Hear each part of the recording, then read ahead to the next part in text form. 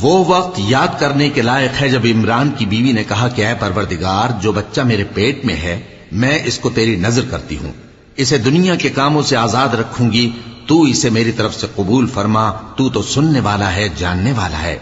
پھر جب ان کے ہاں بچہ پیدا ہوا تو کہنے لگی کہ پروردگار، میرے تو لڑکی ہوئی ہے، جبکہ اللہ خوب جانتا تھا جو ان کے ہاں ولادت ہوئی تھی، اور نہ ہوتا لڑکا مانند اس لڑکی کے۔ اور کہنے لگی میں نے اس کا نام مریم رکھا ہے، اور میں اس کو اور اس کی اولاد کو شیطان مردود سے تیری پناہ میں دیتی ہوں۔